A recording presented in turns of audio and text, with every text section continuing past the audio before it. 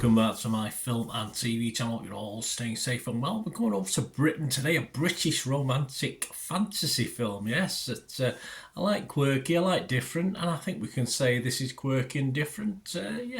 Interesting little film. I never quite knew what to make of it. I didn't read too much about it before I watched it, and an intriguing film. We're going to look at something called All of Us Strangers. Please, if you're new to the channel, push that subscribe button, push the bell notifications, everything film and TV reviews like this, information vlogs. Be great to have you on board. Let us know your comments on this film or anything to do with film and TV.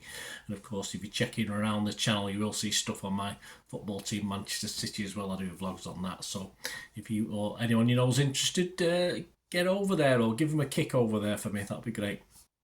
All your comments, I will respond or give you a like depending what they require. And if you can give this little vlog a like, I'd be much appreciated. And give us All of Us Strangers a thumbs up as well, guys. Give it me and All of Us Strangers.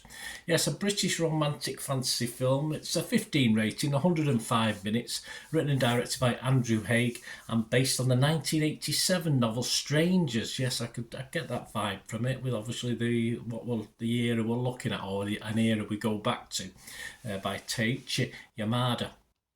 And it is actually the second feature adaptation. I'm going to try and find the original of this, of the novel, after the Japanese film The Discarnate, as long as it's got subtitles, of course, from 1988. The film stars Andrew Scott, Paul Mescal, Jamie Bell and Claire Foy. It's always nice to see Claire Foy. It's always nice to see all those guys, but especially Claire Foy. I am what I am.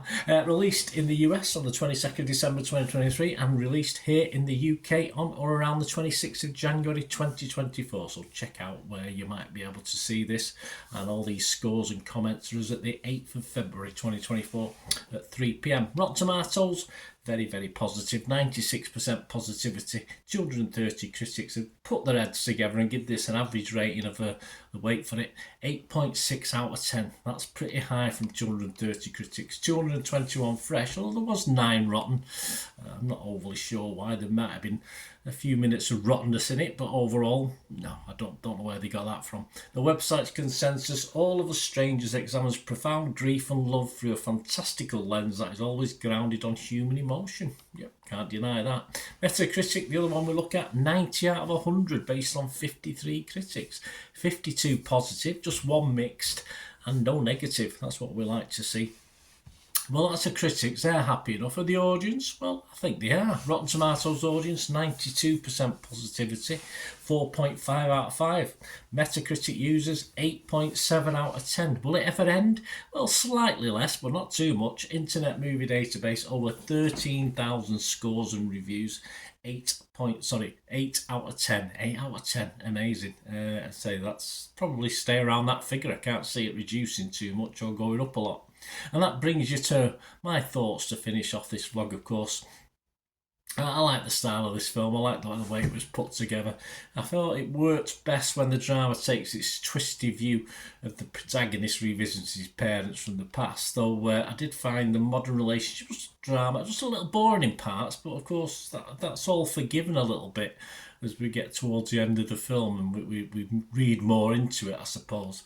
And of course, the modern and the new trying to converge made it even more interesting, of course. It does make you question all that had gone before, and it's one of those films that makes you want to go back and look at certain things as well. So there you go. That's never too bad, is it? If a film wants you to go back and love it, probably watch it again, or certainly watch certain elements of it again. I felt the past felt a bit more 70s, 80s. I mean, that's just my mind, rather than 80s, 90s, with the mum sort of stuck into the 50s and 60s. But it helped smooth the film along, so that was fair enough. But I just felt all the time sort of scales were all slightly out of kilter with what was on the screen. But it's only a minor quibble. It's a fantasy film. It's probably meant to do that, isn't it? I lost one of my parents when I was young as well, probably a younger age than this protagonist in this film. So a lot of this resonated with me of what I'd like to do and go back and do. And yeah, I just felt it complemented the feel of the movie in general, the way it was put over, which I thought was very well put together. Throughout, obviously, I thought, as you do when you're watching something like this, there was a twist to it, and I thought what the twist might be. Hey, I was so wrong though; it wasn't what I thought it was. So well done on that one. Without doubt, for me, yes, one of the best endings of a film I've seen for a long while. I did think about three quarters of the way through how are they going to end this sufficiently well, and they certainly did that. And of course, it was certainly an interesting slant on I See Dead People. So there you go. But yeah, a nice little film. I must admit, I was very impressed.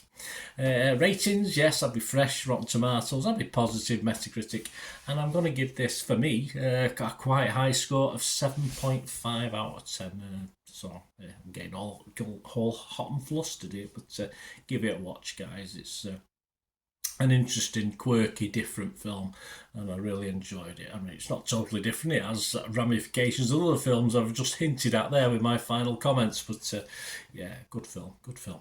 Thanks for watching, guys. Let me know your thoughts. Great to hear from you. Till we meet again. That's one thing, don't I? Please stay safe, everyone. Bye for now.